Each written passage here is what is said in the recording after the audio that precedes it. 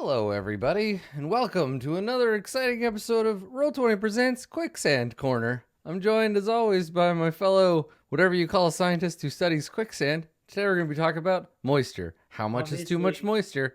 Quicksand Corner. Welcome, everybody. Yeah. We actually talked on break about how basically we were going to retcon the end of the last episode and basically say that we're now stuck in the quicksand permanently, where Brard cannot seem to die. Ah, And the party yes. Yes. continually trying to figure out, like, they don't feel comfortable leaving their party member, but now they have to create this Animal Crossing style town around. Right. Yes, an entire civilization rises up around Brard the Undying, where they feed him. The quicksand is the center of town. Yep. Yeah. Brard slowly develops a brown and black coat around himself that nobody would have expected. A result of a sort of strange iteration of the bleaching with quicksand. Right, the quickening. And you're like a Highlander, but an elf. And I so like it.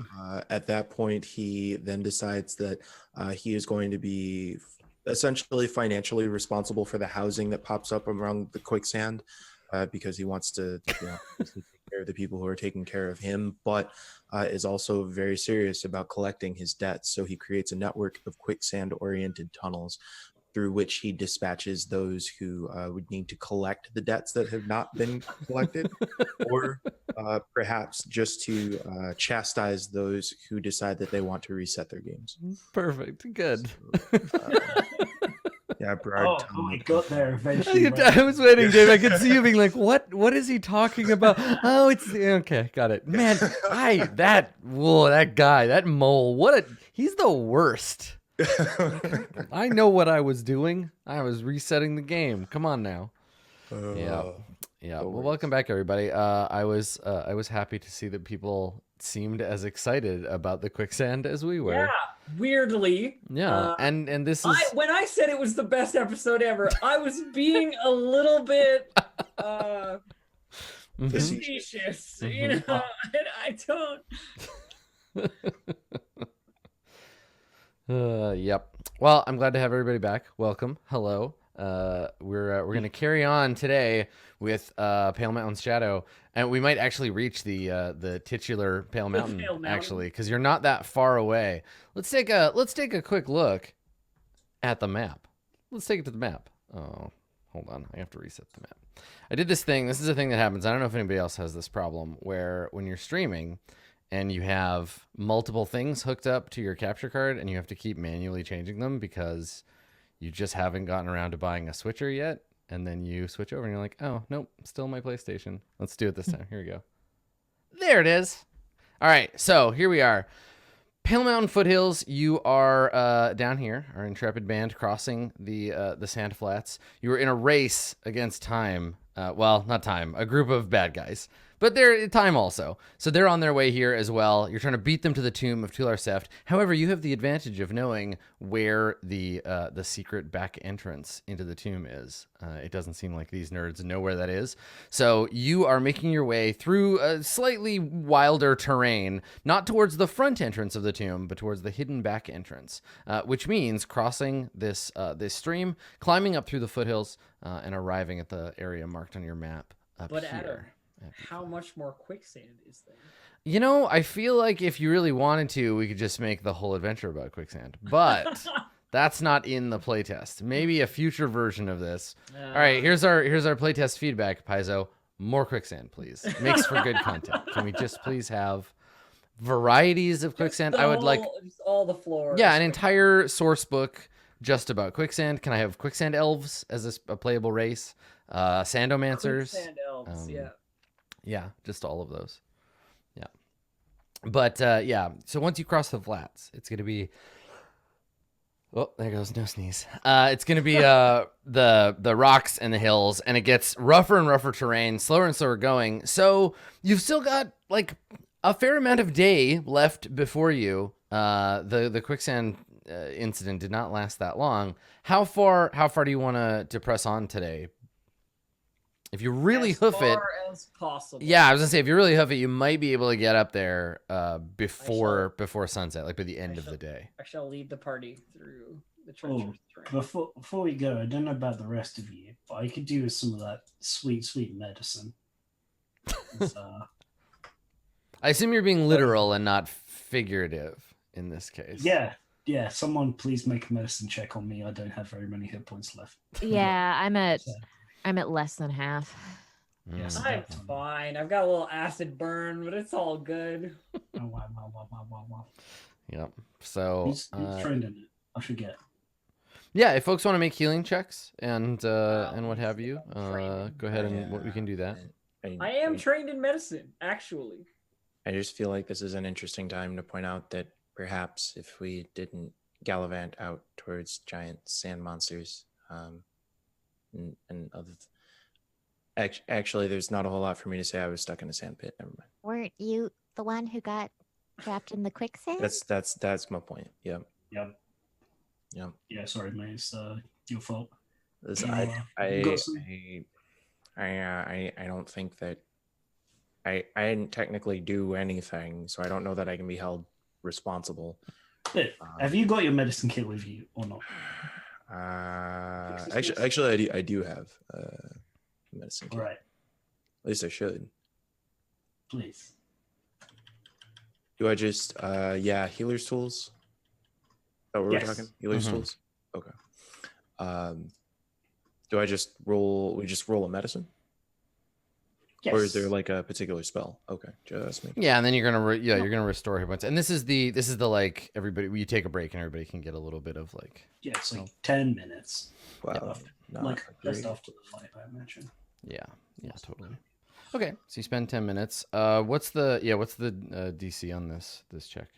Medium will be 16, I think. Okay, all right. Off the top of my head. Okay. So it doesn't provide any benefit hit point wise, but you do get 10 minutes to catch your breath. The flaming sphere has expired by this time, and so it takes its leave of the party.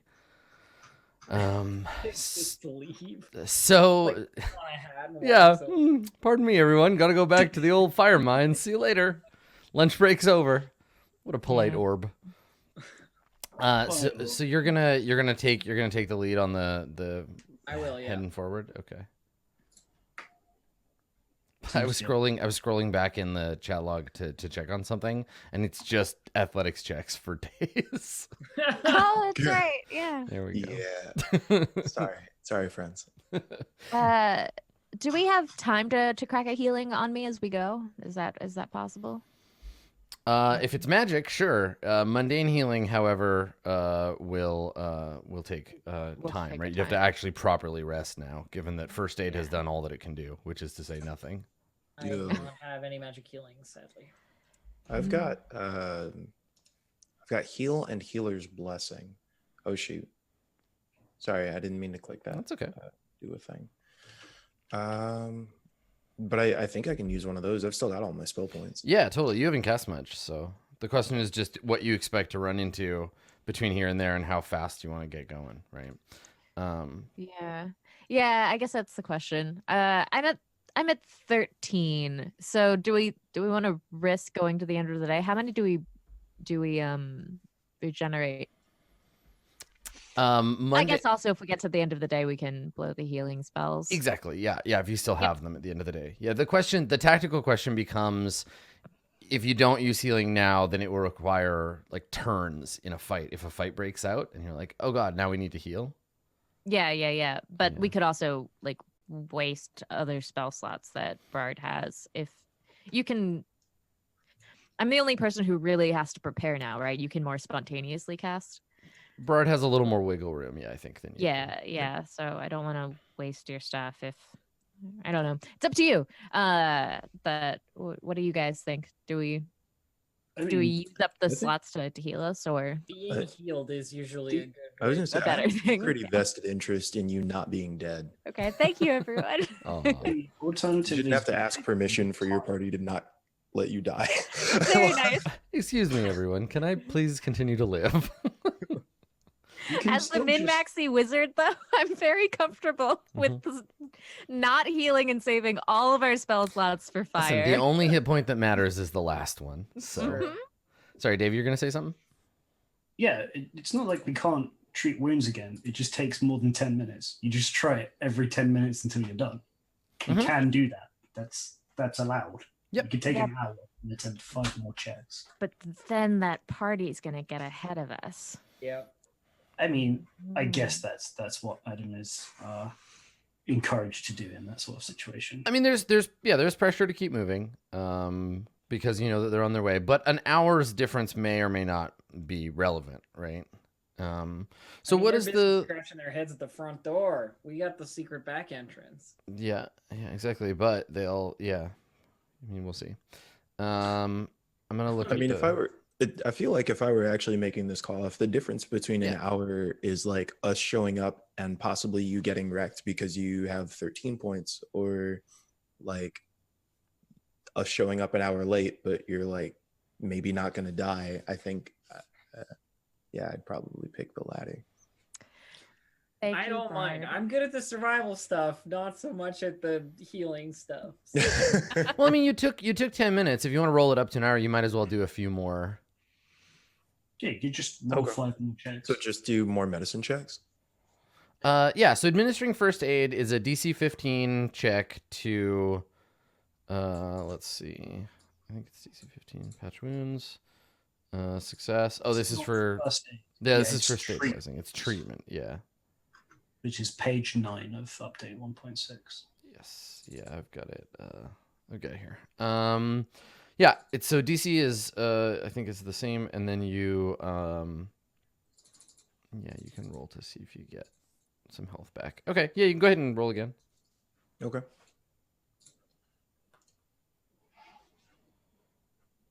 That'll do. There you go. Okay. All right. So on a success, everybody gets your Constitution modifier multiplied by your level, or just your level, whichever is higher.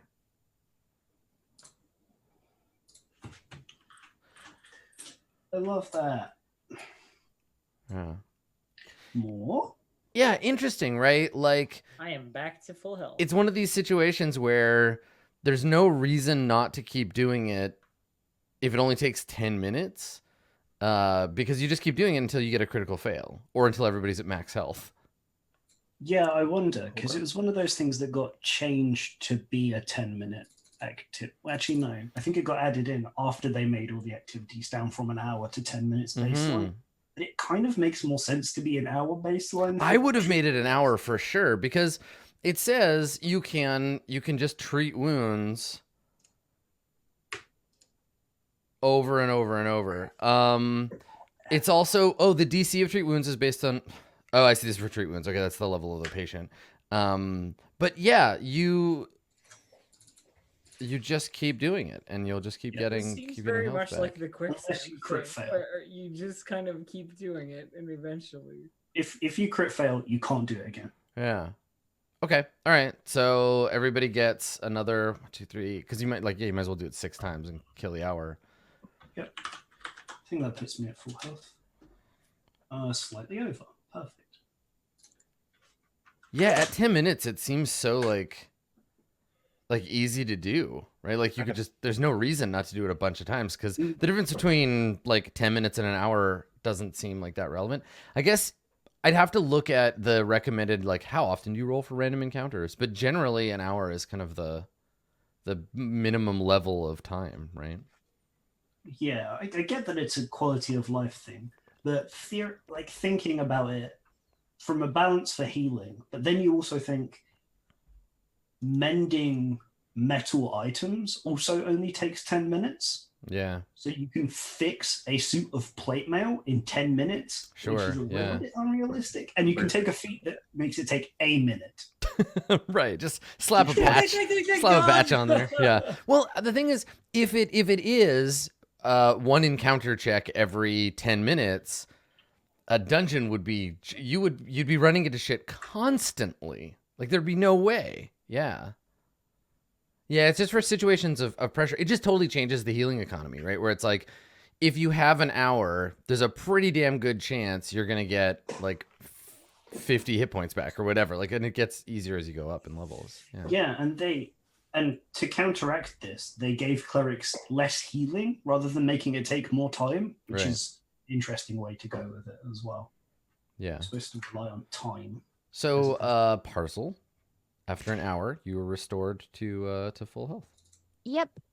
That's how many is it each time that we get? Like each Like, iteration? Constitution modifier ×2, or I'm sorry, times your level. Times your level. Yeah, if you don't have a Constitution modifier, like a positive number, if it's a 0, it's 4 per level. It's just or 4 per time. Yeah, so you would successfully have gotten 1, 2, 3, 4, 4 times. So yeah, that's awesome. yeah, it's interesting because they pretty much guarantees if you have a little bit of time, you go into every encounter fresh. It's nice that it has a minimum of 1 because it's very Yes. scary to hear 0 times 4. Right? Yeah. Yeah, you just try and medicine someone with a -1 Constitution. You just keep putting bandages Like, on them. why are you dying? I don't understand. They're just bleeding out. You can't stop it. Wake up. Please wake up. Yeah, exactly. All right, so you're all in good health. You want to carry on? Yes, please. Okay. All right. So you continue northward, winding up through the salt flats into a slow, kind of gentle sloping away from this sort of deserty part into the foothills. At one point, some hours later, you come upon a crystal clear river that rushes down the gentle slope of the land.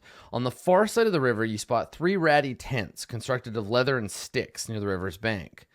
A couple of crude fishing rods are propped up along the river, and the logs and ashes of a large bonfire rest near the tents. The river, at a glance, is probably about between 15 and 20 feet wide, depending on where you stand. There are some stones in it, but the water is moving around them fairly quickly. This is a fast-moving river. Like, if you just wade into it, there'd be a pretty good chance of getting swept away. And yeah, you can see these fishing rods, and they're dangling into an area near kind of where the rocks create a bit of a pool where the water is not rushing quite so hard. Is there a bend in the river I can look just around? Not that you can see from here, no. Unfortunate. Yeah. I do my classic detect magic at will. Mm-hmm. Dealio. Okay. Anything go off? What's the range on your detect magic? I actually don't know, Yeah, but we can find out. easily discovered. Using our fancy capitalization. Yeah, that's right. Use the cool trick. It appears to be an aura of 30 feet around you. You detect nothing magical that you do not already know is magical within 30 feet of you. Okay. Cool. Can I roll a perception? Yeah. What are you looking for in particular? Oh, let's see. Or do you just want to kind of like scope out the site? Kind of generally, I guess, scope this. Should I see anything on screen right now? Mhm. Or is it black? I mean, you may not have sight, but you should. Yeah, we got black square. Interesting. Yeah, What? them Oh. tents over there. There Right. we go. Wait, hold Look on a a bit. second. So now I can see. I guess now I'm just like gun shy about any time vision shows up since I spent so little time seeing things. Yeah, totally. Okay. Yeah, I forgot that I'm using advanced lighting on this map, but it's bright out. It's just you can't see past the tents. So those obstacles out there, So tent there, tent there, tent over there. Oh, okay. So that's I what's gotcha. blocking your sight. Okay, cool. So yeah, I think I want to check for sort of signs of like where the folks who may be in possession of these fishing or like may own these fishing poles, if they're around, if there are traps that might be nearby that I should be worried about. Probably Okay. Knowles, isn't it? They're like shitty tents. They're not very good at making things. It's And you true. can smell them. Well, I mean, if these are some of the same folks who maybe had the hyenas that we were just worried about, I just Kill them as want well. to make sure I don't have a reason to be concerned. Finish the set. Bird, make that perception check. Yeah.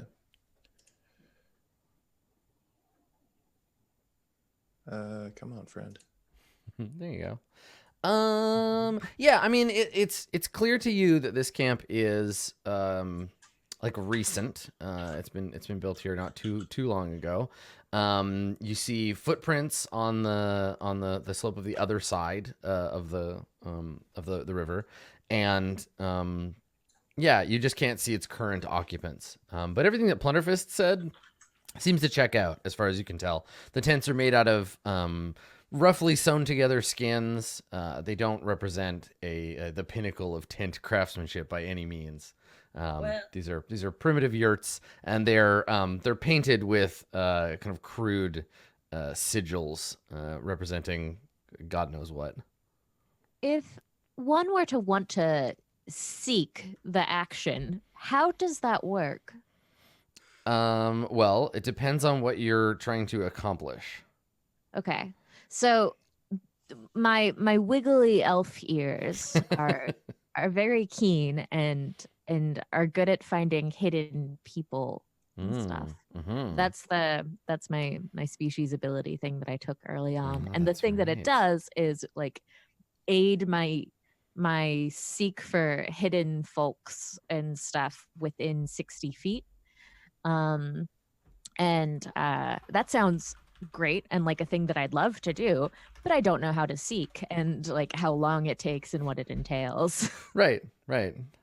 Seek lest. All right, so let's see how you would do such a thing. Dog seeks a quest.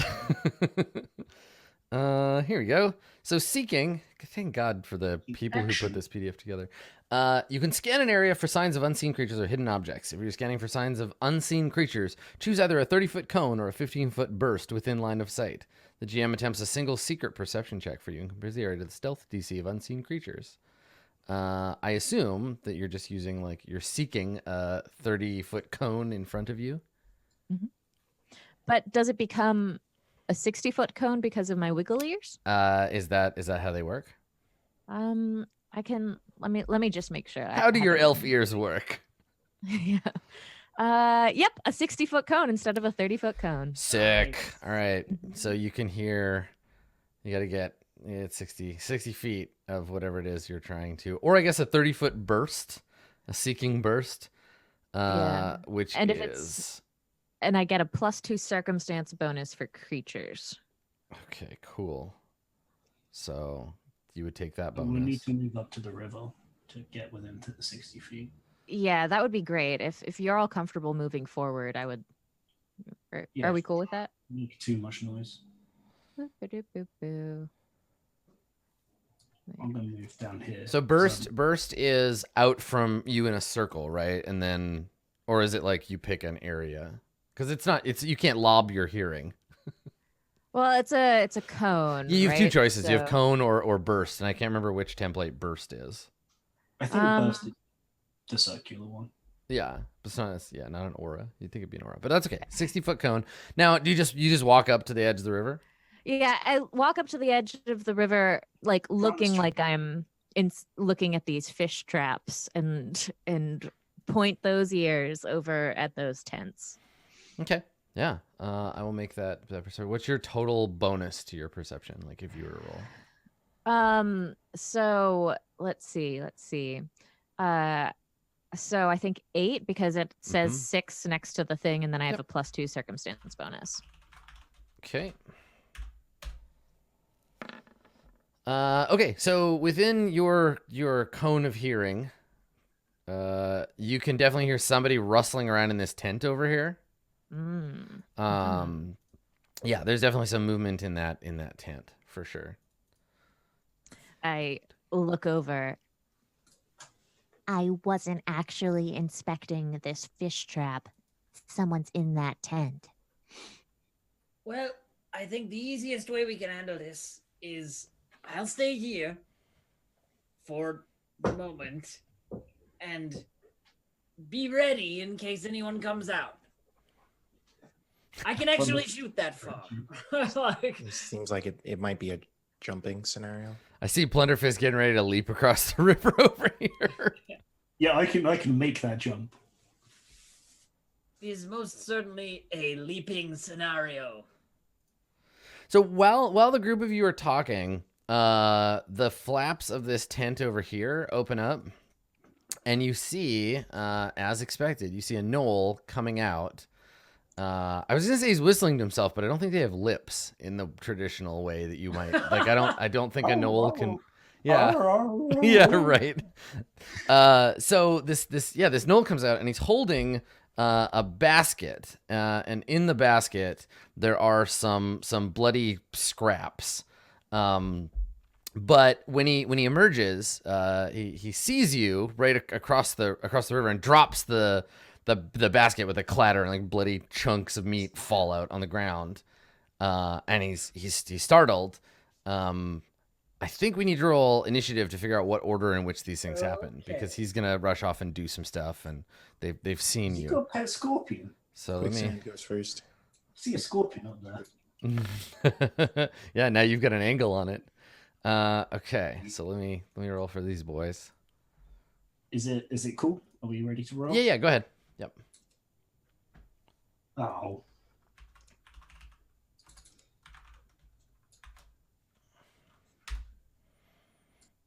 Okay. All right. So I have this guy. Yeah, Brard. So fast, Brard. Yeah, to do what? What do we do? It's a gnoll. Okay, and then yes, as Dave, as you suspected, the sound of the food basket falling on the ground does indeed startle the giant scorpion that they have as a pet. I think that's a 17. Yeah. All right. So, Brard, you are first. Am I still all the way back here? Or is it safe to assume I'm? I mean, you can have moved up if you want. You can be like around here if you want to start there. That's fine. I think yeah. Let me check the grasslands to see if it's like difficult terrain or anything. I don't think that it is. Nope. Okay. Nope. Just the rushing river. Let's see. So, do I know about the scorpion? I do not I think don't so. think I think currently, like if you can't see it on the map, it's fair Okay. to say your character doesn't know that it's there. Parsley, you can kind of see it. Bird, you can see it too. Point out action. Because I would probably try and talk to the scorpion if I have a habit of attempting to and Sure. then failing to talk to it. Communicating. Bastards. You're right. Turn its loyalty. Join us. Well, as we established before, right now the reaction that they're having to you is unlike the hyenas, they're not outright hostile yet. They're just kind of neutral. They're like, oh hey, who are these? What's happening? So Brad, you actually have an opportunity to like diffuse the situation if you want. That would be nice. Yeah. Do I speak Null? I think I speak Null. Somebody does. Someone took Noel. I believe it was you. I think because that was one of the things we had talked about during character creation, was that I had gotten the additional skill in languages specifically so I could speak Null. I just don't think I wrote it down on my languages thing. Or was it? No, it was Sylvan and Orin. I just don't know what context in which those apply. I was going to have null, but then I dropped my int. So I asked you. You said, "Oh yeah, I'll drop one for null," but maybe you just didn't. I definitely remember that. I'm pretty sure. Okay. Since you were going to be talky, especially, you're going to take null. Yeah. Okay. Yeah, distract them while I go up and punch them again.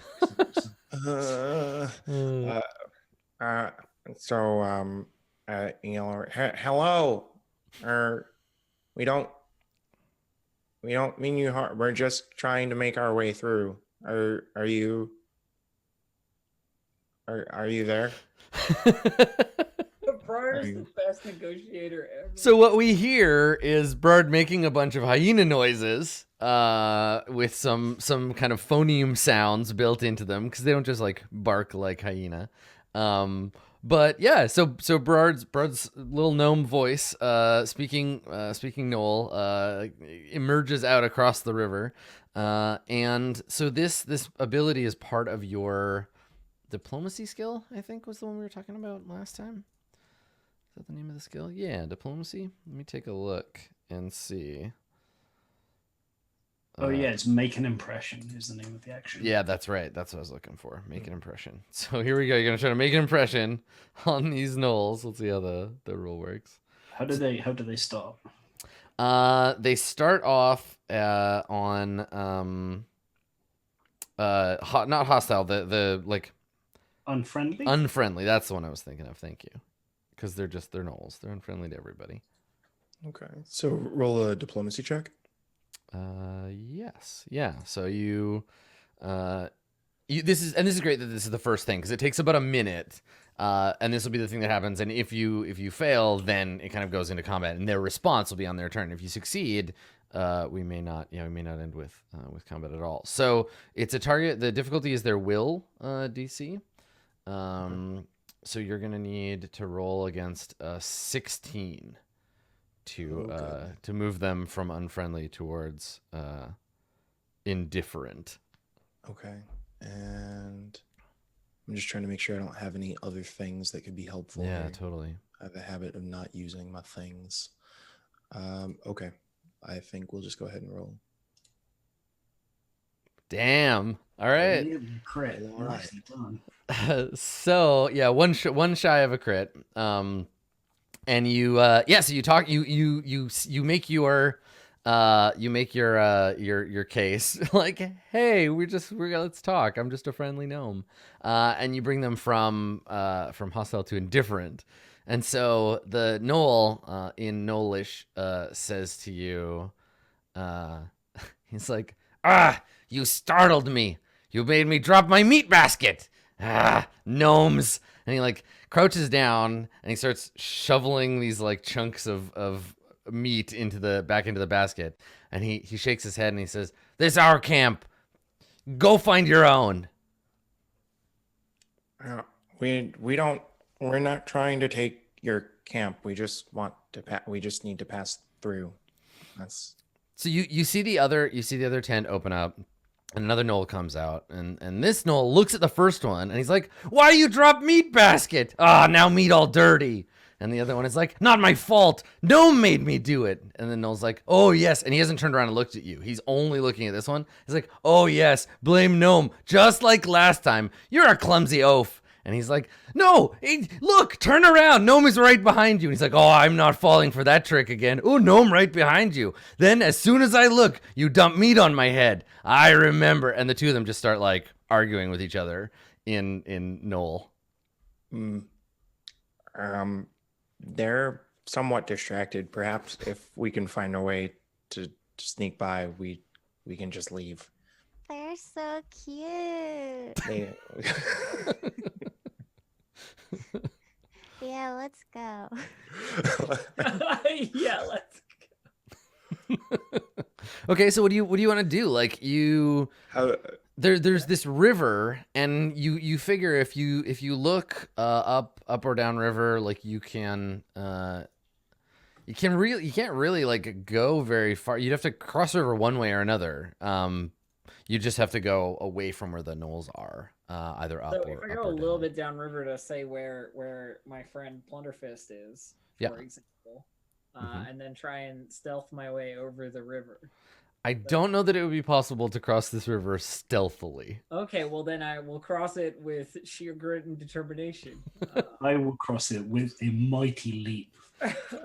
Do they? Just jump over the Wait, the fishing stuff is on our side of the river, right? No, it's over here. Oh, I thought. Okay, I thought. I see. Is it okay to do that, or should I? Well, we'll go in turn order because there's still some tension that this could still escalate back to a fight. So, at the sign of meat on the ground, their giant scorpion comes over, and while they're arguing, is like picking up little pieces of meat off the ground and shoving it into his giant mandibles, and the gnoll that came out of the thing sees this happen, and he turns, and in Knoll he says to him, he's like, no, Mr. Snips, it's not dinner time. And he like smacks him with a stick, and Mr. Snips backs away and like clacks his little claws at him. And then he comes over and he points at him. He's like, bad scorpion. You wait until dinner. And the other one is like down on his knees picking up things, and he's looking across the river at you like, this is your fault. So Lydia, what do you want to do? It's your turn. I'm gonna I think move downstream here. Okay. Yeah, here we go. Down this way. I Okay. have 25 feet movement, so that's where I can get to on one. Okay. You can see Plunderfist like stretching his hamstrings and getting ready. He's doing like some lunges. So you're just gonna jump over? Like... There's two things.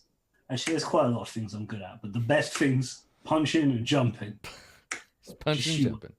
You thought that tree was impressive? Oh. You go first. I'll after. Not so good at the jumping, like dwarf.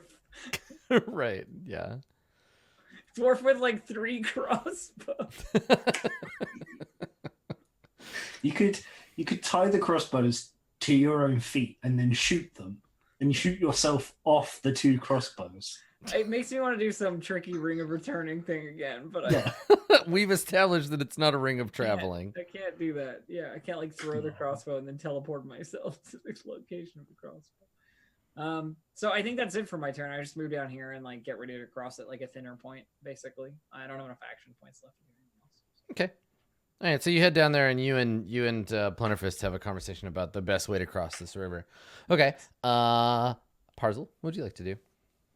I can speak Null, so I seriously consider helping, and then remember all the times that I've spoken to people in the past and how poorly that's gone. So I just like pat Brard and then head down to the river crossing area to get ready to attempt that fording.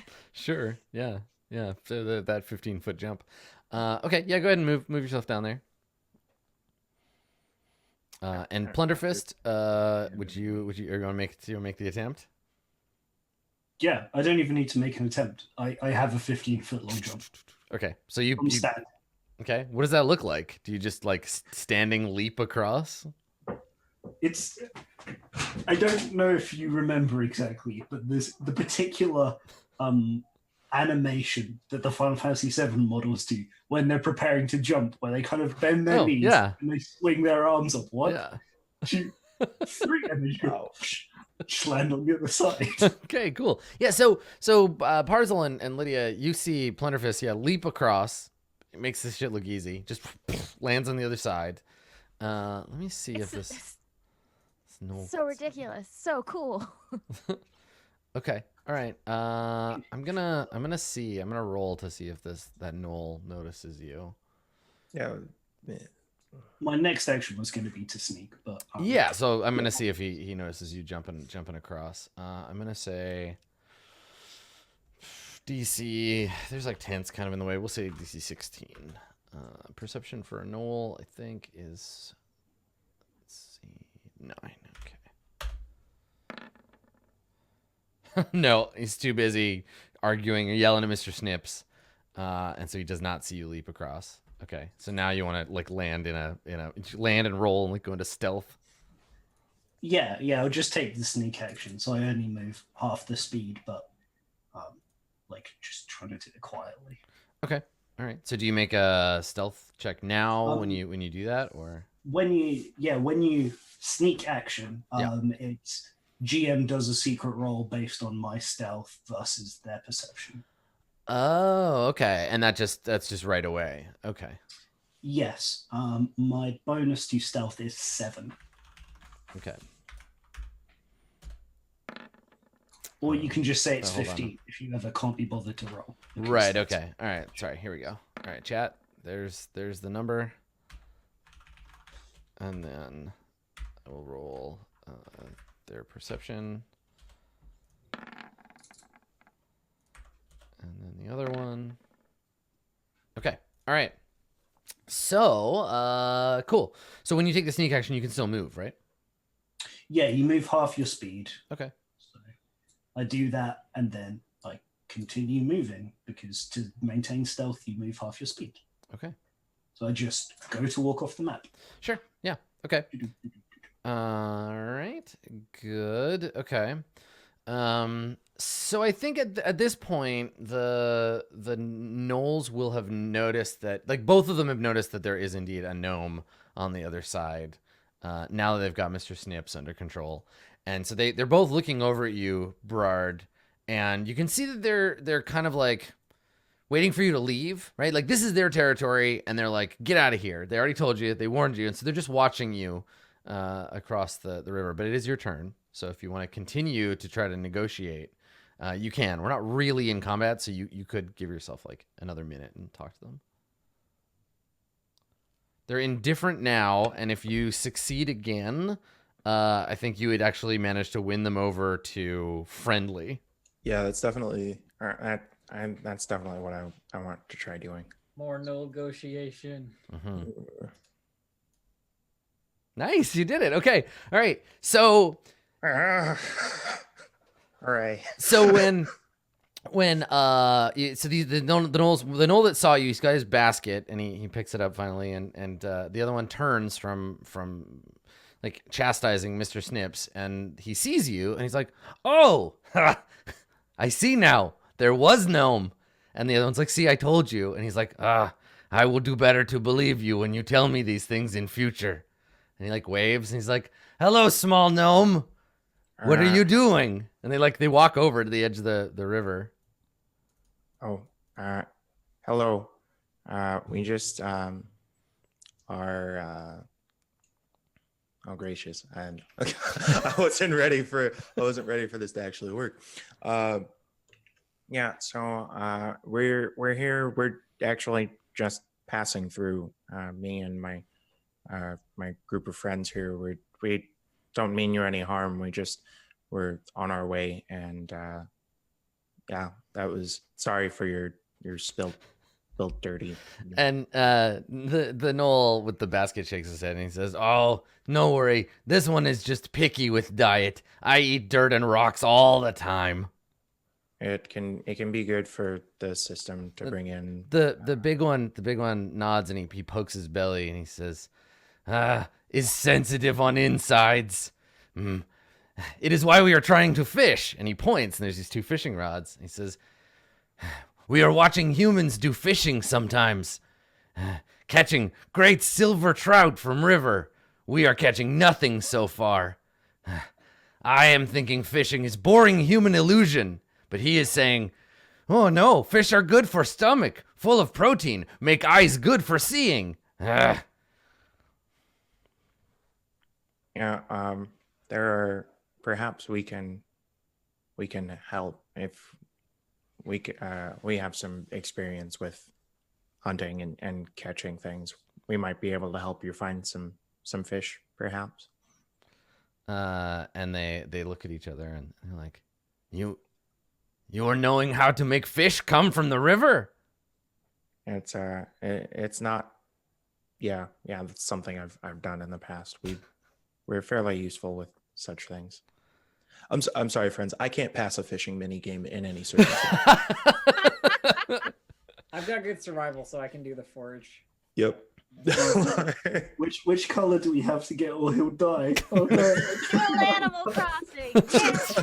Yeah, see, when I think of fishing games, I don't think of Animal Crossing or Stardew Valley. I definitely think of the saddest part of Final Fantasy VI. I just think of World War. Like several hours later, and you tried your best, but he still is dead. Sorry. So okay, so they're very like distracted. They're talking to Berard. Mr. Snips comes over, and the one of the gnomes like pats him on the head and is like, "Good, Mr. Snips." And meanwhile, Lydia and Parcel, they don't seem to have really noticed you. They're very focused on Berard. Would you like to attempt to cross the river? Yeah, okay, Lydia, you're first. Let's do it. Dave, how do people who don't have your massive jumping skills make jumping work? Yeah, there's a leap action which normally leap? takes 2 actions. Okay. because you need to have a run up, so you need to. Okay, so you can leap up to 10 feet horizontally if your speed is at least 15 feet. Which it will be, because I will jump. I will leap. Yeah, you need It's to. not far enough, So right? yeah, it's not. There's 10 feet of river, so 10 feet would get you in the water. Yeah, so how do I If you jump need to further? jump a greater distance, you have to use the athletics skill. Sweet. So let's Yeah, see. I have a jump of 20, so I didn't bother rolling. In today's episode, Dave gets to brag about how good his character is at jumping. Listen, you take Look, your. I went for 2 things. That's Been right. waiting for this very moment. Finally. Okay, a long I saw that jump. map and I was like, So you stride, and if you move at least 10 feet, roll an athletics check. In an attempt to leap horizontally in the same direction, the DC is 5 plus the total distance in feet you're attempting to move. You are leaping 15 feet, so the DC is 20. You cannot leap further than your total speed, and that's it.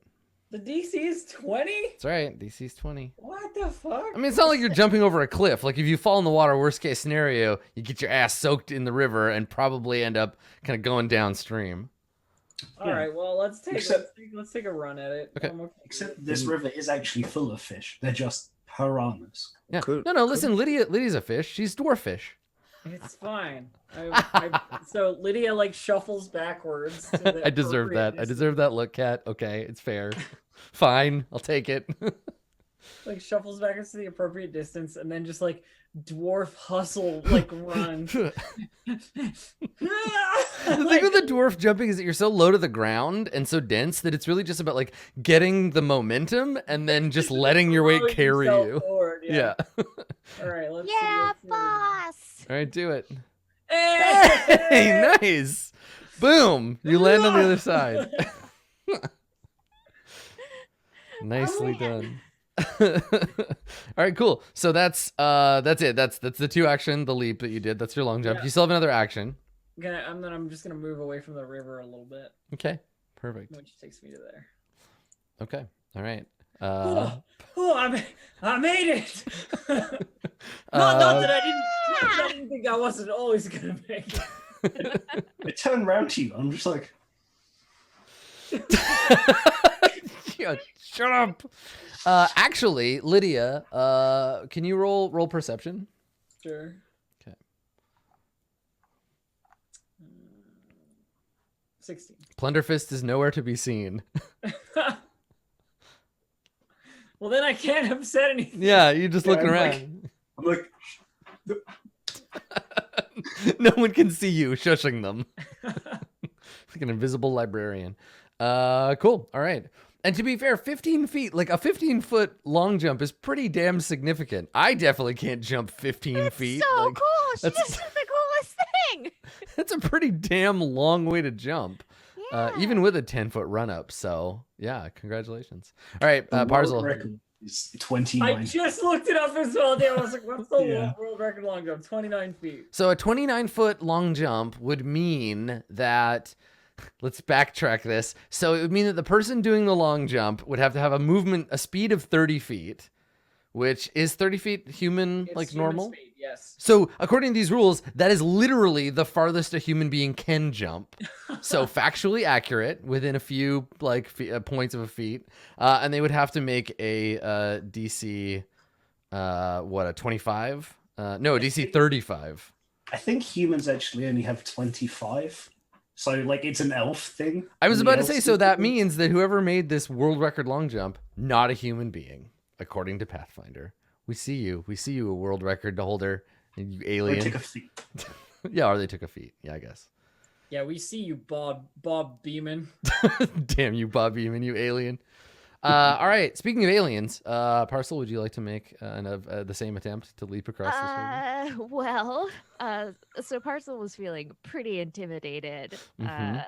Yeah, but then her much shorter boss just went and nailed this thing. So, and she was concentrating on gym class earlier, Mhm. so I'm technically trained in athletics at the moment. Yep. So she's gonna take her 10-foot pole and attempt to use it. as a Oh, nice. springing mechanism. Yeah. We're And just Olympicing all over this. Yeah, you got to get a bonus for pole, like the pole vault. That's totally, Cool. like, that's completely a thing. Though I think pole vaulting is mostly for going up. But still, you could totally run, stick it in the ground, and let it, like, Stick it carry and you. let it- Yeah. Boing. Yeah. So I'm going to click the skill. Unless, is there a way that I can get put in the circumstance bonus on the thing? The character Like, sheet doesn't. The character sheet doesn't do that thing where it prompts you for a modifier after you, or like after you click it yet. It will eventually, but for right Okay. now, it doesn't. So we'll just know that this is. A So plus. I'll give you like a whatever the appropriate bonus, like a gear bonus or something for this, a Cool. circumstance bonus for having. Aid is 2, so Yeah, I'll give you a +2 to your roll. However. Ah.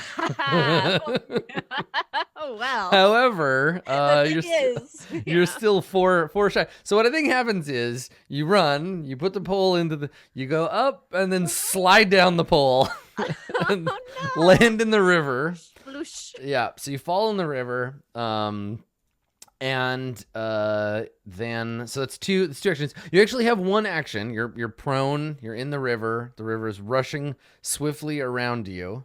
How deep is this thing? What's Let me find my river description here, and I'll let you know. So let's see. The river is flowing rapidly. Anyone who ends their turn in the river, yada yada yada. Okay, you can make a DC 15 athletics check to swim once you're in the river. Okay. The problem is, at the beginning of the river's turn, Yeah, that's right. The river sucks you under, and yeah. So you go one step under the river. Now you can use one athletics check. The river hasn't acted yet, so Mhm. I'm not going to take any chances. I'm going to desperately swim. Okay, all right. So you can attempt to swim. Yeah. So it's a DC 15 athletics check. Okay, let's see. You know, what's funny is that Dave made a joke, but if you fail this. Okay, all right. Okay. So you're able to swim, which means you move 5 feet horizontally through the water. If your speed is 15 feet or greater, you can move 10 feet. It is, so I can. Thank God. Okay. We're not pulled downstream and sucked into. Yeah, so if you had That's failed, exactly what happened, right? That was Yeah. exceptionally noticed. so if you'd failed this roll, you would have moved 10 feet downriver. So you would have been swept under 10 feet. And Dave, you joke, but it says if you end your turn in the water and haven't succeeded a swim action that turn, you sink down 10 feet or float up 10 feet as determined by the GM. Of course. However, if your last action on your turn was to enter the water, you don't sink or float that turn. So you don't like get in and immediately fall to the bottom of the water. It doesn't say anything about like the natural buoyancy of a human body, but that's fine. So you don't quite stick the landing on this one, Parcel, but you do get to the other side. I crawl out like a wet cat and look sad. Yeah.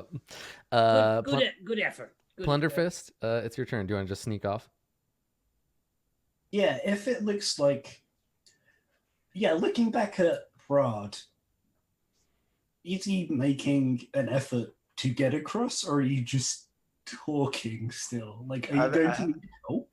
I haven't had the chance to talk about getting across yet because I was beginning the fishing minigame. Yeah, I didn't realize- every turn, Brad is using his entire turn improving what these gnolls think of him. You're one step away from friendly going to helpful. So if you keep pushing it, Yeah, they'll help you across the river with their fishing poles. that's certainly the hope since my party left me. Oh, you were distracted. We didn't want to distract from the gnome I have negotiation. no athletics. I have a -1 to athletic, Hey, and you're I gonna am a gnome. You're gonna get all of the experience from the fishing mini game.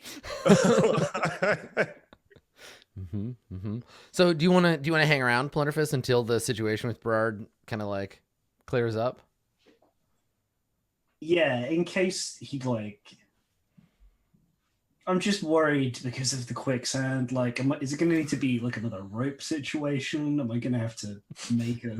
Right. Okay. I mean, you Lifeless can just linger. You can hang out. Yeah, I'll take my rope out of my pack and like start making a gnome-sized lasso on it in case I need to fish Perfect. you out. Good. Okay. So Berard, you and the Knolls continue conversing with the Knolls, asking you to like help them with fishing and like, what do you want to do? Do you want to try to make one more check and like finish befriending them? If I fail the check, we just stay where we're at, right? I think so. I think that they stay friendly Okay. instead of yeah. Then yeah, I'll try one more time. Okay, sure.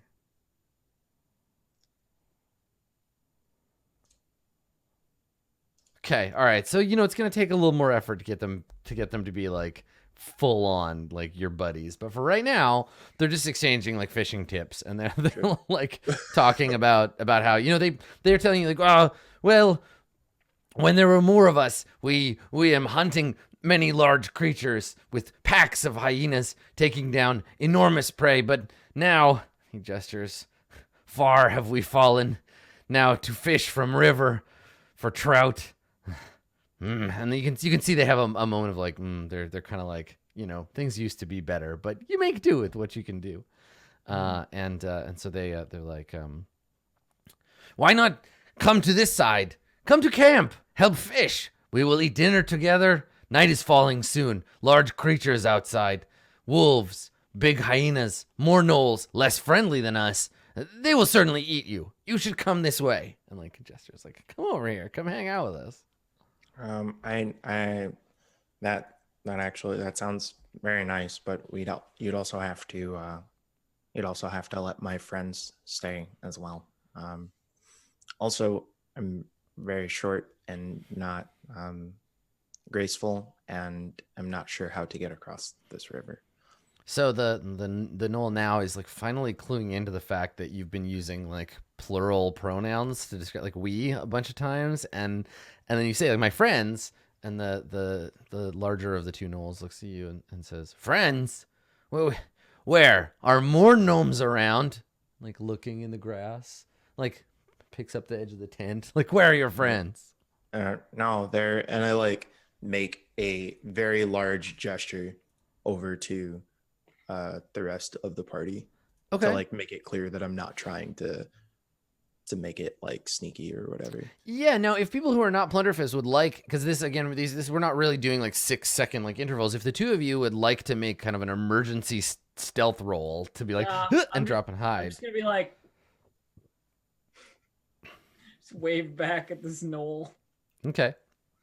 I mean, Bard's telling him the truth. I don't want to like. I mean, you don't know anything Bird is saying. Parzel does, but yeah, it does seem like it's pretty friendly. So don't seem like that hostile. yeah, you wave at the Knoll, and the Knoll like squints at you, and the other Knoll, the one that has the basket, says, "Hey, your friends are already on this side of the river." They're somewhat impulsive, but I think that they were concerned about getting to the other side and forgot that I would not be able to go as well. Can I hear Yeah. all of this? Totally, yeah, they're shouting at each other across the lake because the water is loud. So Then in Knoll, I shout back.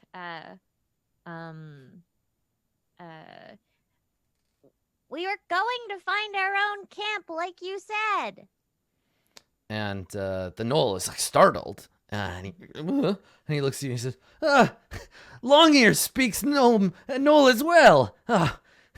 He like scratches. He says, "These never before have I seen so many furless creatures able to speak beautiful tongue of Knolls. All must come. Come to camp, Long Ears. We will feed you of meat." Oh no. Okay, guys, we are headed over to the camp. Looks like. Where? Is Where's that what they Plunderfist? were? Is that what they were saying? I don't. Oh, yeah, they're gonna feed us food. Great! Like, start striding over. Okay. All right. Yeah. So you head over to the camp. Blunderfist, you see everybody just like heading to where the Knolls are. I don't want to be friends with a gnoll. Yeah. I mean, you can just be an edgelord and skulk at the edge of the light for the whole rest of the night if you want to. Yeah, I don't. Staring kinda- angrily from under your hood with your headphones on. They're gross. listening to Gnolls are Avenged gross. Sevenfold or something. Like that's fine. You're allowed. No, I love Avenged Sevenfold. You live your best life, Plunderfist. Yeah, I'm gonna skulk around instead. I don't want nothing to do with these gnolls. They're cool. They can eat anything. Yeah, so you're gonna get food poisoning. I've got rations. I mean, we're teaching them to fish. We can also teach them to I'm cook. gonna use their fishing poles and Teach them to pull fish. fish out of the I don't river. know how to Magic. fish. So We're gonna you be two, friends with you two Mr. come up, Snip. and this No. knoll comes over, and he like sniffs the two of you, and kind of like looks you up and down, and looks down at Lydia, and says to you, barks and snarls at you with a bunch of drool coming off his teeth. But he says, Parsley, he says, "What about you, large gnome? Do you also speak our language?" And he just like little drool lands on your shoulder. Eh. Do you say anything, Parcel? That's our boss, and she does not, unfortunately. She was a tavern keeper, and I think that uses up a lot of, space. And it's like, what this word tavern? Oh, it's a place where people go to relax. What relax?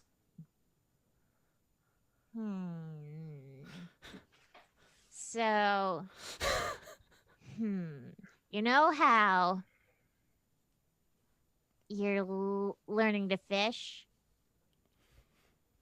If you had like a lot of fish so you didn't have to fish anymore and there weren't other tasks, what would you do? Eat fish. Okay, I guess that's relaxing then.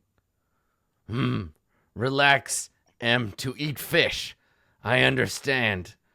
And he turns, and to you, Lydia, he says, like a dog trying to speak English, like, come, fish, eat, relax. He says that in common. Sounds good. They're not. He's like nodding along. Do you have fish or? And he looks at you, Parcel, like, I don't. What the hell is the dwarf saying? I don't. She said thank you. And the knoll just reaches out and with a big grubby paw just rubs the top of your head, Lydia. He just pets you. He just pets your head. Good dwarf. So meanwhile, Right. up here, Okay. Brard, the other knoll, looks at you and says, "Gnome friend, do not worry. I have planned to get you across the river. But first, a question. Are you brave, gnome?"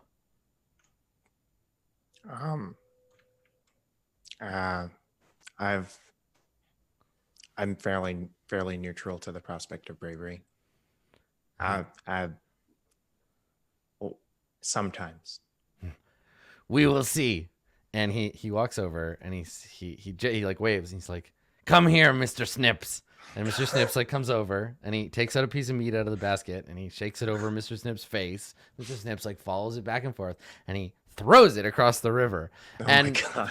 Mr. Snips just like goes right into the water, just jumps in the water and like with his little legs like swims across the river out to the other side and grabs the piece of meat and just like shoves it in his face and he's like and just like eats it. And the knoll looks across, grinning, and he nods and he says, "Okay, get on to Mr. Snips." Actually, Brard is okay with this. So I want to use my animal whisperer to like talk to Mr. Snips to inform him of the process. I mean, Okay, yeah, let's do it. You don't have to roll anything to like speak to animals, right? Yeah. You just do it. Okay, what do you say? So Hi, my name's Berard. I just wanted to make sure that you were okay with me riding your back over across the river. I wouldn't be able to do it on my own, but I appreciate you helping me. And he turns, and you see yourself reflected in his glossy black eyes, and he says, "Oh yes, of course, not at all, chap. Just hop on board." Thank you very much. Yes, quite. And so you hop on Mr. Snip's back, and he says, "Pleased to meet you. I'm Mr. Snips. I'm a giant scorpion. Have been all my life, actually." And he starts swimming you across the river. Yeah, that seems like a very interesting way to live. You've probably seen a lot of really interesting things over the course of your lifetime as a giant scorpion. I'm fairly small, so things look very different for me. Yeah, and he can't really talk because he's like his head is kind of underwater, and he gets the other side, and he comes up out of the water, and he says, yes, there we are, and mind the stinger." Yes, thank you. That would be quite unfortunate. Yes, deadly venom, just the terrible. It's the worst. Yeah. So since scorpions have got like almost compound eyes, you have like 3 monocles. I mean, he's slumming it with these gnolls. He doesn't have his monocle in his top hat. Very good. He's got a knitted stinger cozy that his mum's made for him. That's right. Yep. So he carries you across to the other side, and he like shakes off all the water like a dog. And the gnoll is like, "Good, Mr. Snips," and like throws him another chunk of not day old meat, and he starts slurping it down. I reach out one of my hands to like one of his claws. Mm-hmm. Yeah, he shakes your hand. He says, "A pleasure. Glad I could help." Yes, it was great meeting you. Although I'm sure we'll have plenty of time to talk today. Yes, well, when I saw you across the river, I was almost certain I was going to be commanded to sting you and your friends to death. Well, wouldn't that have been a nasty thing? I'm glad to see that we could all get along. Now, if you'll excuse me, I have some rotten meat I've got to... yes, excuse me a moment. And he, like, jams in his mouth, and it's, like, dripping out of his face as he crams more of these little bits of meat. You get the impression that they've been carrying around this basket of meat for a while. It's giving off quite an odor. So the group of you, the other two that are down here, you come back over to where the gnolls have got this fire going, and they've got their little like fishing rods set up.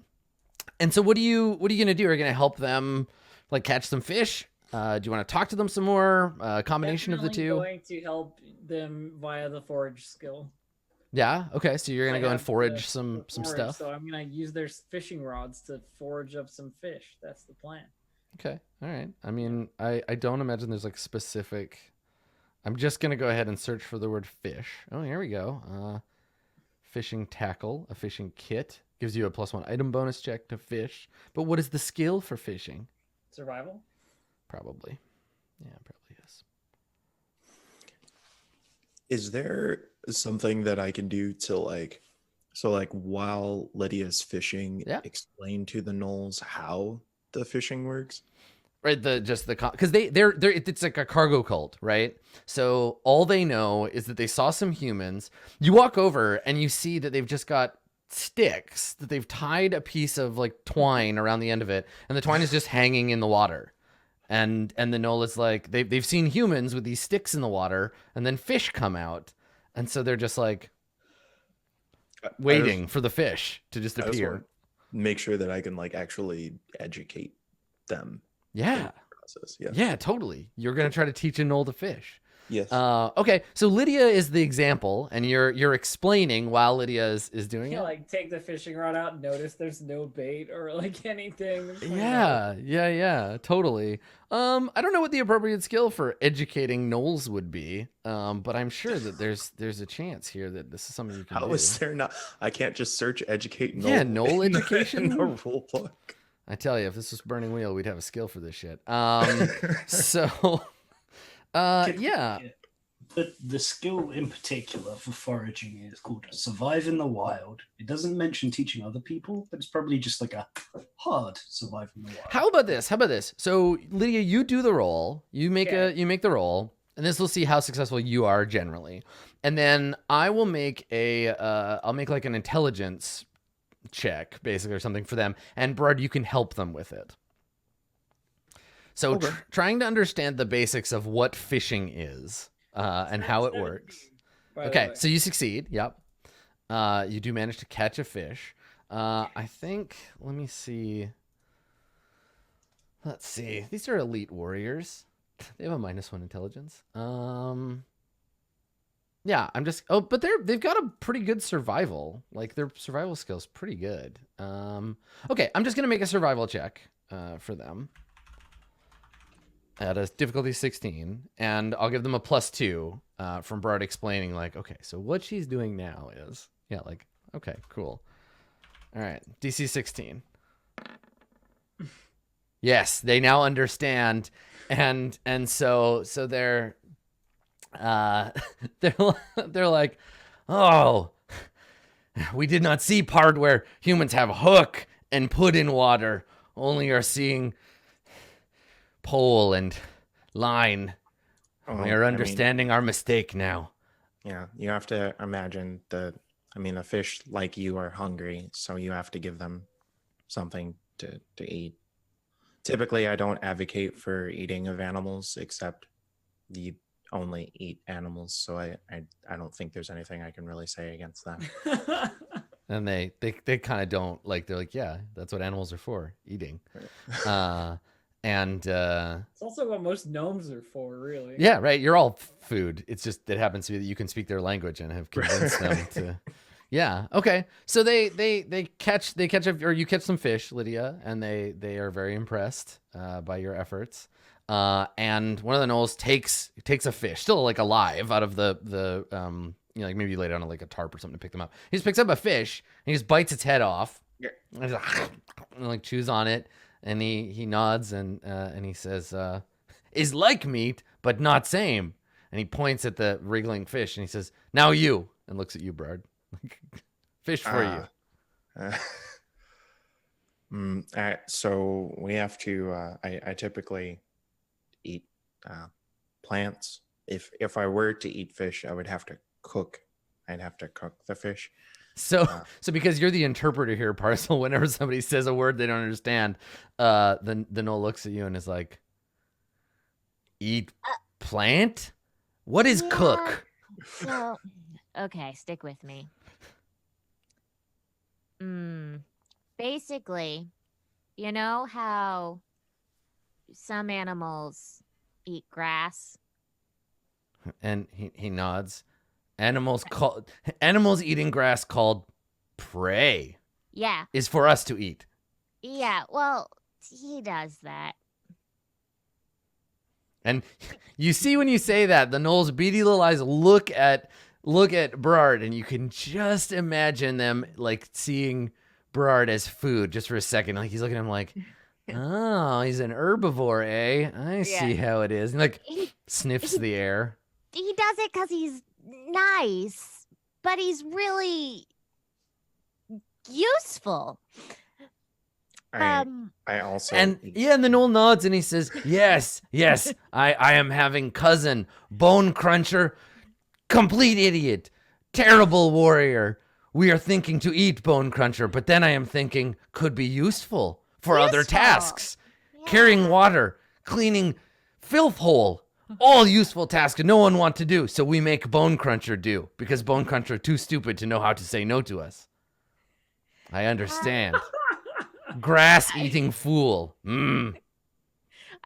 I look at Brard like, come on, man. Right, and I'm like still looking at all of this, but Brad's looking at all this, but also does not have a huge vested interest in changing their opinions. Mm-hmm. Like it's just like, if I'm not being eaten, I don't really care what you think of me. So yeah. Mr. Snips looks at you and he kind of turns his head and he's like, don't take it personally, chap. They're just gnolls.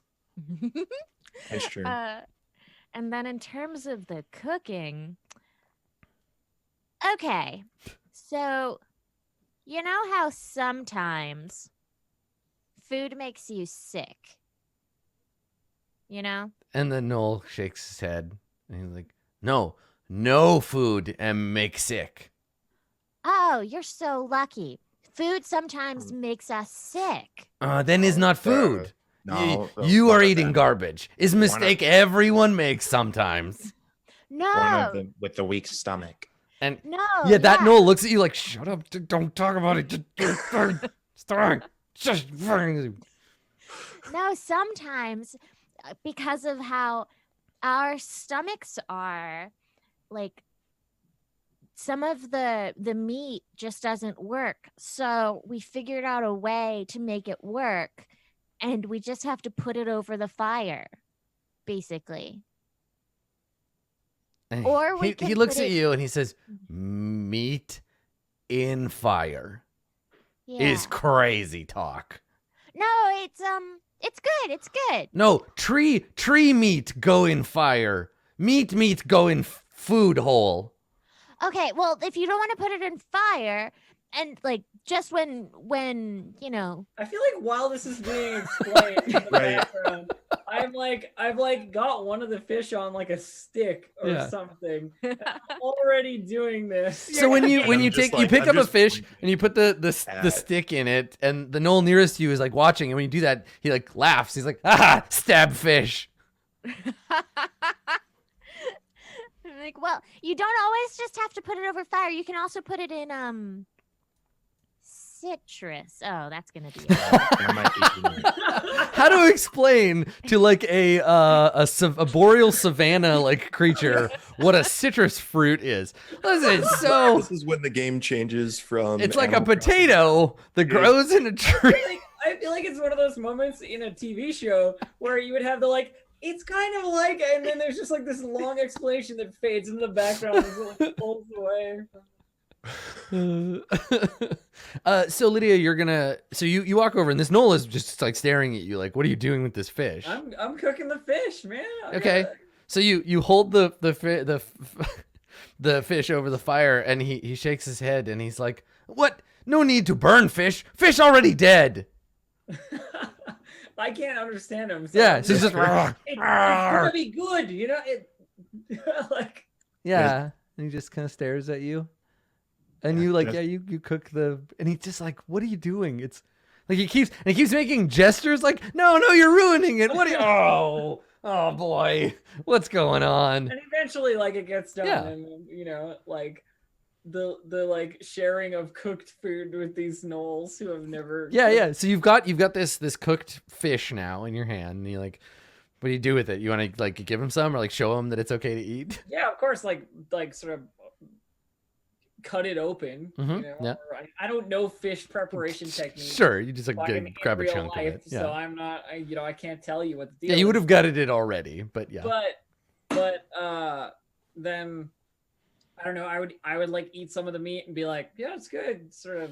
Okay, so he kind of looks at you and he like he reaches over and he like grabs a piece and it's like he looks at it and sniffs it, puts it in his mouth, and he's like, "Bleh!" And it's all hot, and he like, "Bleh!" and it falls in the grass, and he looks at you like you've just betrayed him deeply.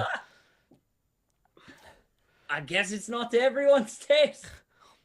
And he looks over at the other Knoll and he says, the dwarf tried to poison me. And then before you get a chance to say anything, Puzzle, the other Knoll puts his hand out, his little paw out, and he's like, I got this. And he says, don't be stupid. Dwarf was just use fire to meat make good for eating. And the Knoll is like, but fire make meat hot for mouth. And the Knoll shakes his head and he says, is culture to eat hot food with face. And he looks at you and he like gets down on his hands and he like sniffs it in the dirt and like pokes at this chunk of like now spit covered meat that's fish that's falling out. And he like reaches out his tongue and he picks it up off the ground and he like chews it, swallows it. Kind of you can see him thinking it over. And he looks at you, Lydia, and he says, tastes better with dirt. Glad you like it, I suppose. So you're welcome to spend the night at Knoll Camp if you want to. You can eat and you can rest and hang out here. Or if you want to press on at night, you are welcome to do so. I mean, we as got a well. camp anyway, so. Yeah, that's fair. Okay, so why don't we make camp here, and we'll also take a break. And if you want, think about anything you might want to ask the Knolls or like information, because they're friendly. Information that you can get out of them, and then we'll have you press on. So stick around, everybody. We'll be back in just a couple of minutes with the rest of today's episode.